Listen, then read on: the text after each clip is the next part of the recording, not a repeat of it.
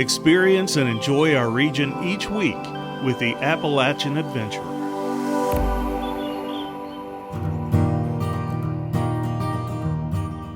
We are a brand new experience with very deep roots. 16 years ago, we were founded on the campus of East Tennessee State University as the George L. Carter Railroad Museum, and the building that we were in on campus there needed to be taken down for expansion, and so it gave us a new opportunity to look for other places, and a bunch of really great parties came together, including ETSU, the business community, as well as the city of Johnson City, to help us launch a brand new experience. So we are now the Johnson City Railroad Experience, and we are a series of interactive exhibits that you can run through and learn the history of the region through the lens of the railroad.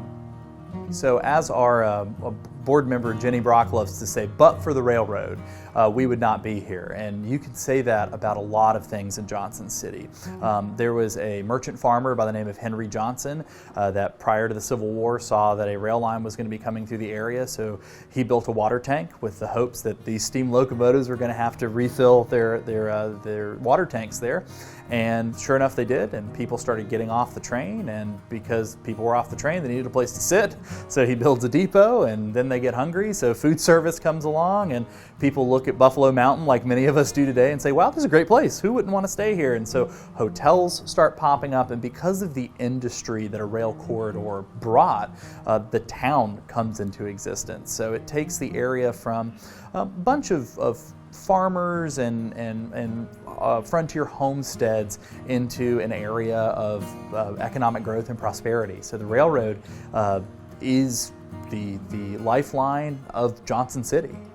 So when you come into the museum, the first thing after you deal with our lovely staff is we're going to show you a 7-minute introductory film. And it just briefly goes over the things I just said in a little bit more detail, beautiful images, and our friends at ETSU Digital Media put that together for us. So it's a really professional, high-quality production.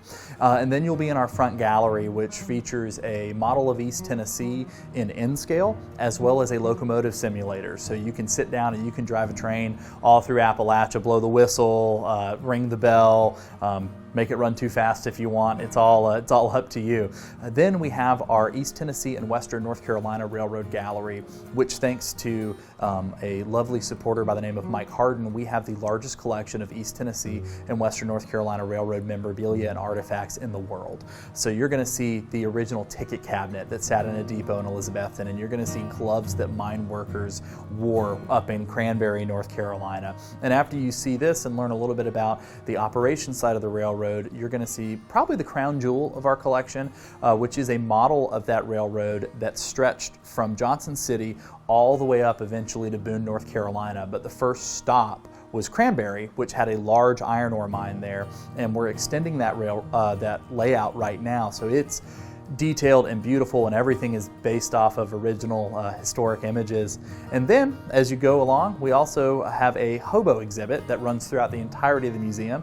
During the 30s, a lot of young men had to go look for work other places, and they didn't have money to buy a ticket on a train, and so they would ride illegally on flat cars, and they got the term hobo as migrant workers that would go around.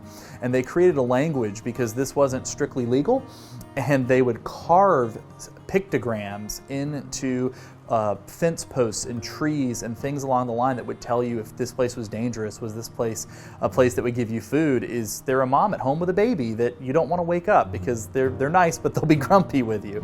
And so those are hidden all throughout the museum, so you can decode those yourself as you go through.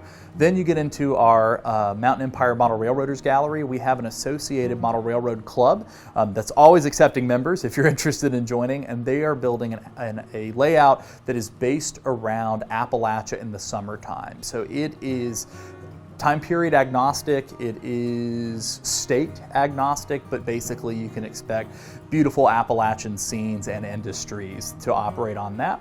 And as you turn the corner there, we have our railroad observation station. So through radio scanners, we're listening to what the Norfolk and Southern folks are saying in the cabs of their locomotives and what dispatch is saying. And you can watch railroads live all over the country on our monitors. Then, of course, we have a children's room. Folks that like trains tend to be, young people and young kids and old kids is what we like to say coming through the museum. So we have a wonderful space with staff in there to play with your kids and miles of model railroad track for them to build Thomas layouts and watch movies and have a good time in there. And we also, towards the back of the museum, have an open air workshop space and a couple exhibits up right now that are temporary on women in railroading, as well as the passenger service and what's happened. I know there's been a lot of buzz lately about when's Amtrak coming to Bristol and is it going to come to Johnson City and what does that look like? And well, we thought it would be nice to have a little bit of an exhibit about how did we lose it and where did it come from.